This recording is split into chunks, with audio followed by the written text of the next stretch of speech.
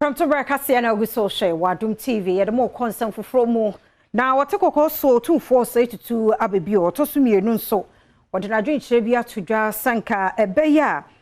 Boankra Inland Port no anka mpanifo empe aboafo na railway na keteke no womo entime meso wono mo asene efise wo hwe Boankra Inland Port no ne railway de no bebia ne namo no wahane de ohawo abantinka yenya asomufo a betumi aboa Adom TV etwaso wo Asante House of Chiefs nhyiamu a etwato kra awa afimu no ana woto wonsa frɛ Asante mantam sofo nyamfo samono semensa so mekire empempenso a Kumasi mpuntuo ene ne kanko ababedu ene sinto ahodo a ewo ho eho ana Asantehene otumfo se totoso emienu ede tudwase emra mu wie kegeti adwa na mo eche no kata asese ne proye bi koso a entwa yi enam so madwadifo pina ebobena wo monsa anka omo stores kejetia ona ye register wo mu na wo sanki a lot space ma wo mu ho no came for edi boni pi wo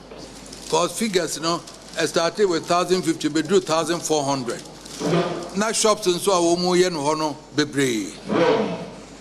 na chesen ke ye relocate kejetia for no we ya na Kumasi Central Market wo mu near register on about 6000 something no ko hwa enka trouble bi ani ho kopimsi besi we yawie sese amusi we de mesro mo ani nko ho wo mo register wo mo for na tidwo mo register wo mo make sure say wo mo akomu ansa na obi abeton bia ma obi awato am obi bo ba ko no sa na ye nanye man kasa wo ho mi yi mani ba nkrofo a ye register wo mo yi wo mo din frame ne ton man nkrofo opimso esan editu dwase die siye no etwam na emom se bi san esi e wo Central Market biam dia enya dia obepene sokora puja ma won krofo wo keme no mbesa aguen ma na emom ende ba dia mekasa se dia mu dia ma muntwam kopim se mehunu list no na wo ma na wo dada ya locate obi a dia ma na sa na se de bi be ma obi a dia